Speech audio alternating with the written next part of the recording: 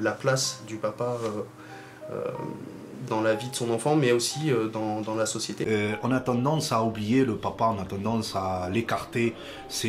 On dit une famille ou on dit la maman, que ce soit à l'école, que ce soit ailleurs, que ce soit chez les institutions, que ce soit les sorties, les vacances, c'est toujours la maman qui s'en occupe. Mais non, non. On ne donne pas au papa la place qu'il mérite. C'est le papa qui travaille et la maman reste à la maison. Bon, ça aussi c'est choisi, mais l'idée que moi je puisse m'arrêter, que mon épouse finalement voilà, elle a envie de reprendre ses études, elle a envie de se former, elle n'est pas si conne que ça, l'idée de rester à la maison, de s'occuper des enfants, de faire le ménage. Moi, elle a déjà commencé à me faire une liste. mais voilà, ça me fait pas peur et finalement j'aimerais bien. C'est aussi faire un pied de nez à la société. Ça se fait au Japon. J'ai vu un reportage où ça a commencé à se faire. Mais oui, moi ça me botterait bien. Après tes 11 jours calendaires, tu retournes au turbin et derrière, tout est fait pour que la maman soit autonome. Après, il y a des services qui prennent en charge, etc., que ce soit les crèches, les nounous. Mais le papa, finalement, qu'il soit là ou pas, dans tous les cas, c'est comme si la société considérait que notre place n'était pas à la maison à s'occuper d'un enfant.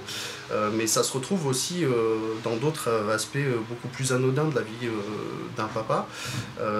Tout bêtement, aller trouver une table à langer dans les toilettes pour hommes d'un établissement public, c'est pas possible, ça n'existe pas.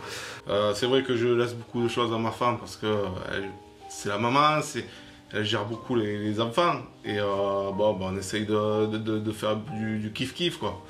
J'essaye de prendre un peu les enfants. Quand mon fils il a les compétitions, je prends les filles, je m'occupe des filles. Et voilà. Et j'ai été très surpris par le nombre de cette question qui revenait, que ce soit dans l'entourage familial ou amical, donc de personnes qui nous connaissent très bien et qui savent comment je m'occupe de mon gamin et dont la première réflexion ça a été « Ah mais comment il va faire pendant une semaine ?» Comme si un papa c'était juste comme un ado en fait qu'on laisse à la maison. Attends, t'es sûr de laisser le bébé tout seul avec son papa? Enfin, je trouve qu'il y a un côté assez rabaissant, mais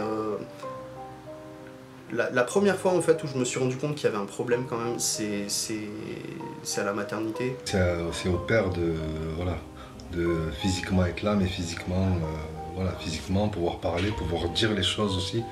Il ne faut pas faire l'économie physiquement, oui, on est père, mais on n'est pas à côté. On est là, on est avec la maman, on est avec les enfants. Moi, quand on va en rendez-vous, on va en rendez-vous avec les enfants. Que ce soit médical, que ce soit... on est là, on est tous ensemble. Ils n'ont même pas un regard pour papa. Moi, je me rappelle une fois où je me suis carrément fait claquer la porte au nez, parce qu'on était deux. La sage-femme a dit « Entrez ». Elle a montré, elle a ouvert la porte, et voilà, et en fait, dès que ma conjointe est rentrée, elle a suivi, elle a fermé la porte. Enfin, c'est comme si j'étais pas là, comme si j'étais un fantôme. Et ça, pour en avoir parlé avec plusieurs papas, on est nombreux à avoir fait ce constat-là. C'est de plus en plus, pas compliqué, mais on peut s'interroger sur véritablement qu'est-ce que c'est être des bons parents. Parce que être parent, c'est une chose, mais la question, c'est est-ce qu'on est de bons parents? Et je crois que c'est un peu pareil, en fait. On apprend tout le temps et c'est une manière à deux et avec les enfants finalement de dialoguer, de discuter, d'être dans une sorte de co-construction en binôme avec le papa et la maman ou les papas ou les mamans.